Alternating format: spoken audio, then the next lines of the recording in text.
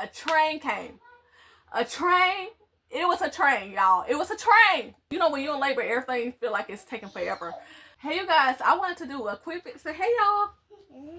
Hey, y'all. So I wanted to do a quick little video, you guys, telling you about my last two birth experience. Going into labor with my last two. Josiah. And he's 1 year old. And baby girl.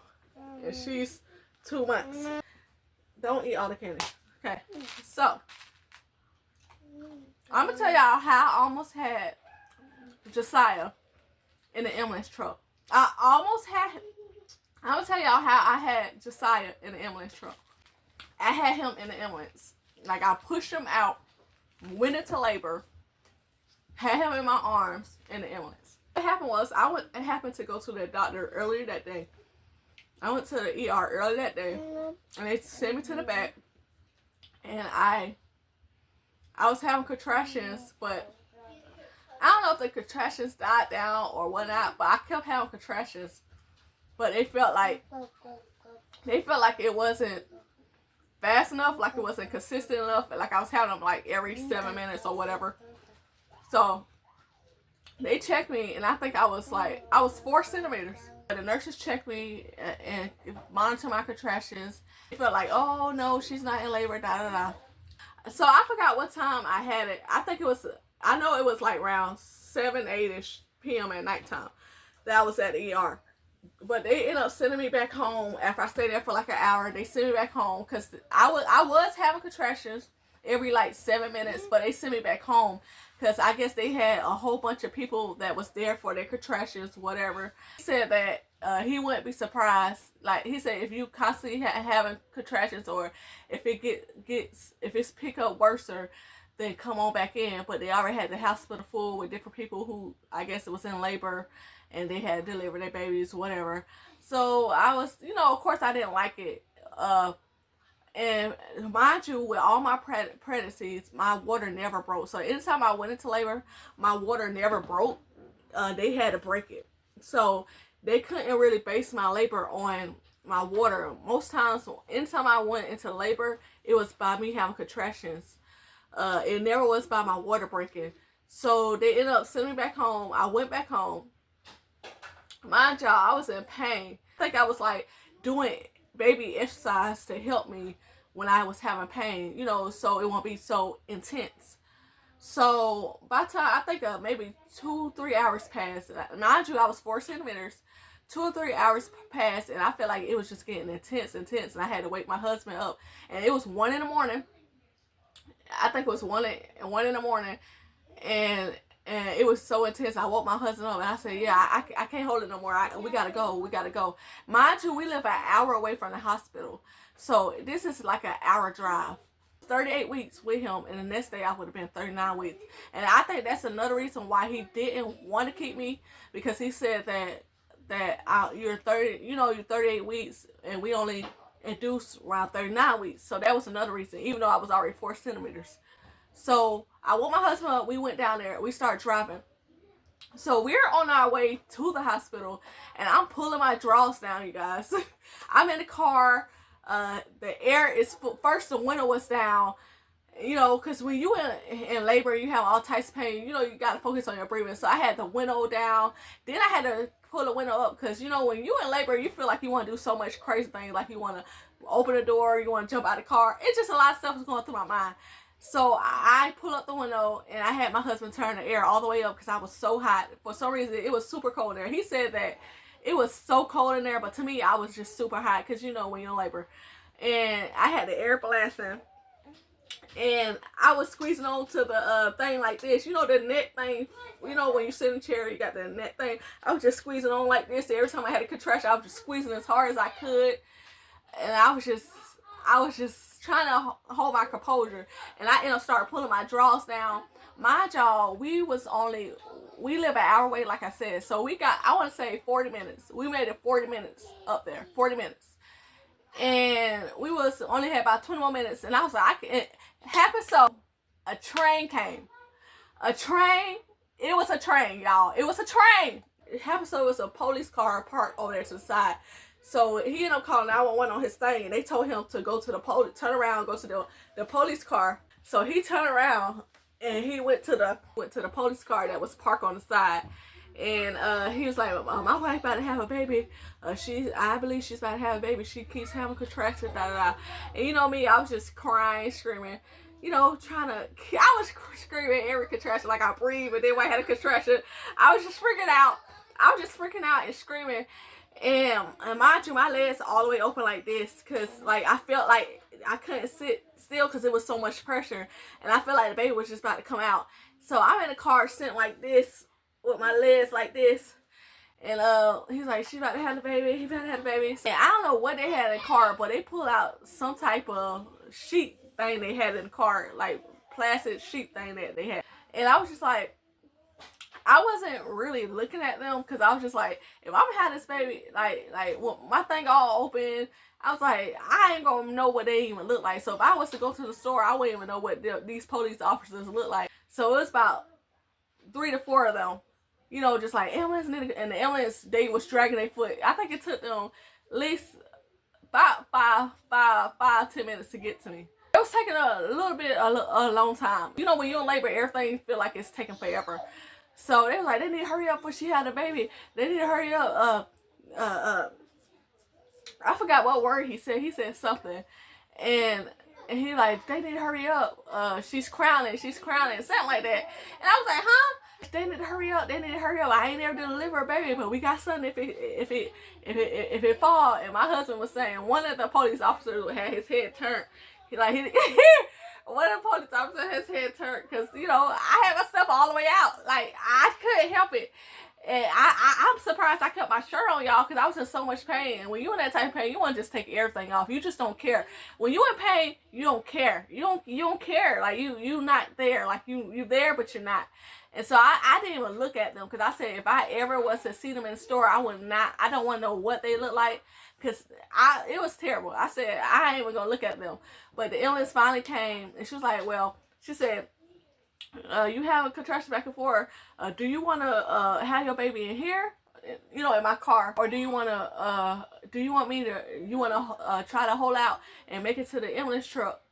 And I was like, she said, where it's more clean and sanitized. And I was like, well, you say clean and sanitized, so I would rather make it to the ambulance truck. So she hurried up.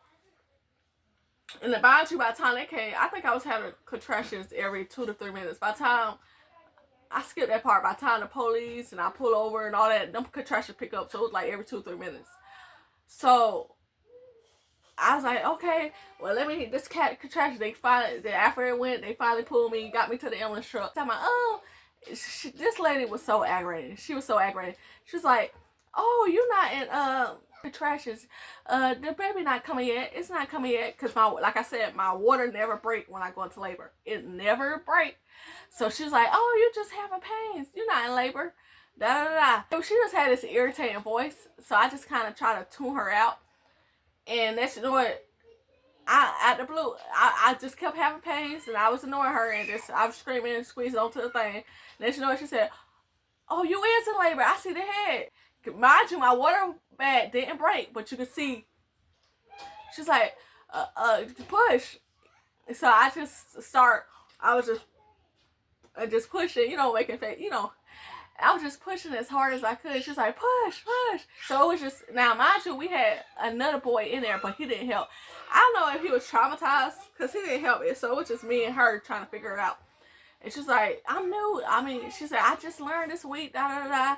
We just went over the baby processing class. So it was new to her. They just learned it. And she's like, oh my goodness, we just went over da da da.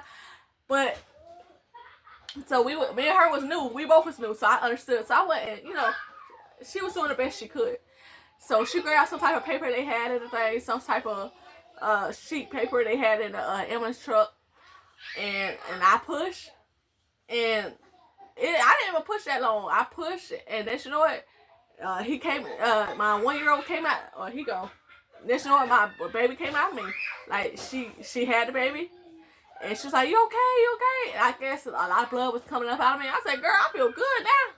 I feel better when, once the baby out, it's like you feel relief. You feel like you can breathe again. So it looked like she was kind of looked like she was almost about to drop my baby a little bit, y'all. The way she was holding it looked like she was about to drop baby. So I said, I got him.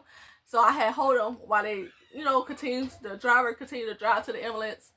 I went to the ER. So we went to the ER and I made it there. And mind you, y'all, I had blood on my socks, my legs wide open. So I wasn't covered up or nothing. So when we got there, mind y'all, my stuff was all out. Had blood on my socks. And I felt so embarrassed because once you got your baby out and you're not in pain no more, you come back to reality. I'm like, oh my goodness. It's a bunch of nurses in the hallway. When they scrolling me in, it's just full of nurses. It was like, I would say about 20 of them. They all ran to the bed. They grabbed the baby. They grabbed me. They checked me down there and make sure there ain't no clots, this and that. All this stuff. They push on your stomach. They check you, make sure you good. Wow. Like, I came back to reality fast. I'm like, oh my goodness, my stuff all out. And then the doctor came to me and he was like, well, he's like, I told you to come back. He said, I told you might end up having your baby tonight and to come back if you was in pain. Oh, girl. He's like, I told you to come back because you might have your baby and you might be in pain. And we was just laughing. I was like, yeah, well, you see me, I'm back. And he's like, I thought you would have a baby in the ambulance. But what's crazy, y'all, if I would have stayed home any longer and not moved when I did, I would have had the baby at the house. Because I wasn't even in the ambulance for 5 minutes and he came out. Imagine if I would have stayed in the house and went and left like I did. I would end up having a baby in the house. Or if I would have waited a few more minutes, I would have had that baby in the car. It would have been crazy because I would have had blood everywhere because blood was just pouring out. So I'm so glad that I didn't end up having a baby in the car because that would have been a mess. That would have been a scene. My husband would have had to clean up. So I'm glad it didn't work out like that. But I was just like, that's crazy because I was already 4 centimeters. So I felt like they could have kept me. And, because, like, anything could have happened. Like, when you think back about it, I was like, dang, anything could have happened. Like, I mean, I'm glad God covered me and worked it all out the way he did, but anything could have happened. Like, I could have had a baby home with all these kids I got, So, my second labor story is baby girl. Mind you, the last 2 babies, I didn't have no epidurals with them. I had no epidurals with them. I was planning on going natural with her, but with this pregnancy with her, I started having contraction with her at 32 weeks. And I know a lot of times we say breast and hits. But I kept having them, and they felt like they wasn't a small contraction. They were like the good contractions where you feel pains over and over again. So I went to the ER with her. I ended up going to the ER a couple times. I had to go to an emergency room with her because she kept. I kept having contractions. Like, it'll stop and then it'll start. It'll stop and it'll start, and it was so bad because I had a hard time sleeping.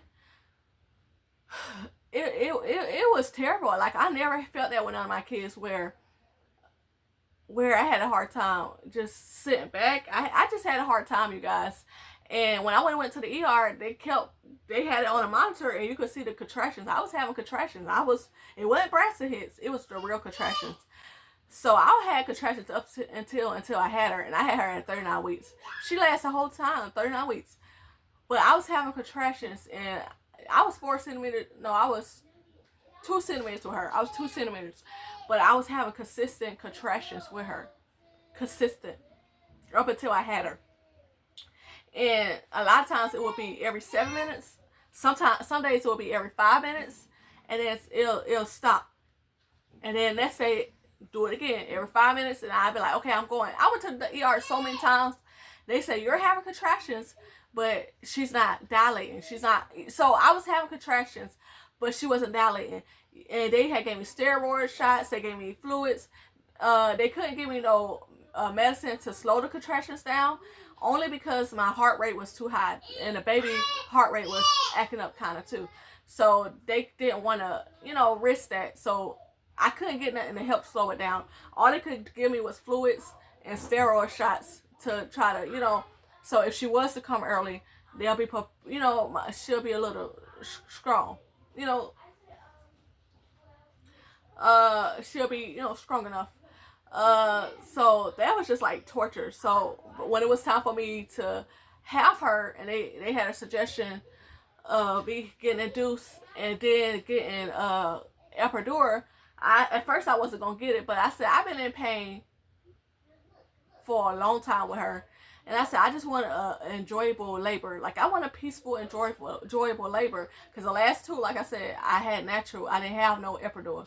With my last two, the two before, with my last two before her, I had them natural. And I was like, no, I didn't want none. But after all that, yeah, I signed up getting it. And when I tell you this, she was the best deliverer again that I ever had. Like, I wasn't in pain. I was in pain at first, but once it kicked in, I wasn't in pain no more. I could drink drinks and stuff, and I could eat ice cream. I mean, I could drink. I could eat popsicles. I could drink water, stuff like that. And I felt like I felt so good and peaceful. Like, I was even able to sleep. Like, I was able to sleep. Like, I went to get induced at, I want to say 7:30. And I had her around 1 something. And it wasn't that long. And I was able to rest. I was able to close my eyes. And when I pushed her out, it wasn't that bad. It was an easy experience pushing her out. My husband was even saying, he was like, hey, you feel good, baby. You, like, after all the labors you had, he felt like this one was the one that I kind of, like, I was good moving around. I was good. I was laughing. I was smiling. And he was like, he felt good to see me feeling good, because he said, usually, you know, I be in pain more so. I was still in pain, but I was feeling good, you know. So he was just telling me how he liked how he see me feeling good. Now, the only thing I didn't like was after I gave birth to her, I was just itching like crazy. Like, I was just so itchy. Like, after they turned the medicine off, no, how you say? After they turned the epidural off, I was just itching.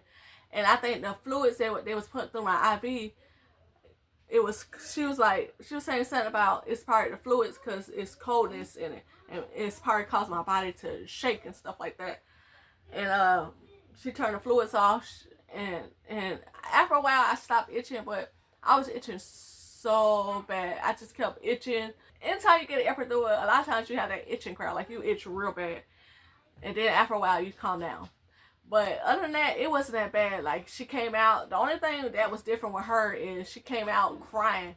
Like, she was crying for like an hour or two. I ain't never had none of my kids to just come out crying. She was crying. They put her on me. And not only that, like, she started latching on fast. Like, she even had a hard time. As soon as I put her on my breast, she just started eating immediately. It was just so crazy how in tune she was already. Like, this child is different. Like, I feel like this baby, like, she's so in tune. And even like I said, she was just breastfeeding fast. She was sleeping in her bed at the hospital. She took a pacifier fast. Even now, like, she's laughing already. She's taking her pacifier. She's cooling. It just, I feel like with her, she's different, you know. She's moving kind of fast. And she ain't moving out of the way for another one, because this is it. I ain't having no more kids. I already have stood up to tie my tubes. Now, if I'm going to make it to the appointment, I don't know. But I know I ain't having no more kids. And, like, I know this in my heart for sure. I know that I ain't having no more babies. Whether I get my tubes tied or not, and I see it through or not, I ain't having no more babies. So, like I said, this experience was good with her. It was so easy. It was just a breeze. With Josiah, my 1-year-old, and even with my 1-year-old, even with him having my baby in the illness, I felt good because I didn't have to get poked with no needles and stuff. Like, I just pushed him right on out, and we was good, you know. Like, I ain't had to be aggravated in the hospital. I ain't had to be, oh, is she okay? Is she okay? Even when I was in labor with him, that lady was just like, is she okay? Is she okay? And I started tuning her out because after a while, you was aggravating me, lady. Like, when you in labor, you don't want nobody in your face. I'm like, you okay? And, what's wrong? What's wrong? Like, lady, I'm in labor. What else can I say? And I knew it was new to her, so I didn't really trip. But I'm just saying, y'all, it was just a lot. But even with her, I was happy to share that experience, like, because that was new to her. I was her first baby that she ever delivered in an ambulance driver. This was new to her. And after we pushed the baby out, we both were so happy. I felt free. I felt good. Now with her, I felt free and I felt good too. But it was just like I didn't have to get bothered and messed with when I had him versus, having him. But all in all, it was a good experience, you guys. And if you make it to the end of the video, thanks for watching this video. I know my story was all over the place because I was going back to her and him when I got to the end. It was a good labor experience. It was very good. The fact that I thought I would have baby girl early, but she ended up making it to 39 weeks. So I was having contraction pains until she was 39 weeks. Y'all, I was in pain every day. I did not know. If let me tell y'all, for the ones that don't know, you could have contraction pains up until it's time to give birth. Like, you could go weeks having labor pains and the baby's still in there up until it's time for you to give birth. I ain't never knew that was a thing until I was pregnant with her, and I kept having contractions, but she wasn't dilating. That was torture. Imagine having intense contraction pains, but it's not going nowhere. It just on, off. They're like, you having contractions. You are very much having contractions. But she's not dilating. So you're going to have to deal with it until it's time for her to come out. And I was like, what? Tylenol didn't help. Warm baths help a little bit. But all in all, it was torture, you guys. Like, I would be different places just sitting and just having contractions. I was even crying. I was crying a couple times and my husband was like, baby, I'm sorry. He was scared to go to work because he thought I was going to have a baby when he go to work. That's how bad it was because we didn't know when she was going to come. And the fact that she stayed in there to 39 weeks was crazy. She stayed in there to 39 weeks was crazy. 39 weeks, all them contractions, every day I had to deal with it. Every day. Every day. So it's a blessing that she came out healthy and strong. And I ain't having no more babies. That's it. So thank you for watching this video. Comment and subscribe for more videos, you guys.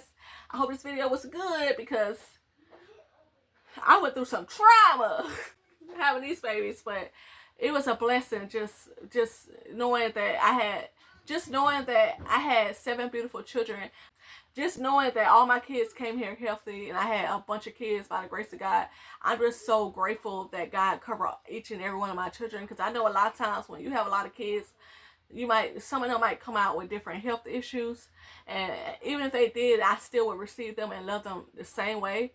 But I thank God that he covered each and every one of my kids, because I had a lot of kids. These are a lot of babies. These are a lot of babies. And I'm glad that God has covered me this far. And I'm glad that I'm finally done. Like, I got my big old family. I got my big old family. Got my 7 kids. I wanted 20. But I got my 7 kids. I got my big old family. And I'm so in awe, grateful for all the things that God has done and that he's doing for our family. All the blessings that he's given us and all the blessings that we haven't received yet. I know God's going to bless our life tremendously.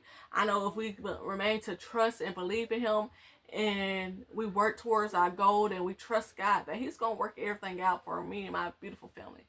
So I know I'm just talking all over the place, but y'all, let me get off this camera because I'll be talking. I could just keep going on because, I ain't got no friends like that. So y'all my friends, y'all my peoples, y'all my homies, y'all my homegirls, my homeboys, my family, my cousins, my uncles, my granddaddies, my aunties, all that. But so I know I'll be all over the place, but I appreciate y'all and I love y'all. But let me get off this camera before I go on another topic. I appreciate y'all. I love y'all. Bye. Thanks for tuning in to our channel.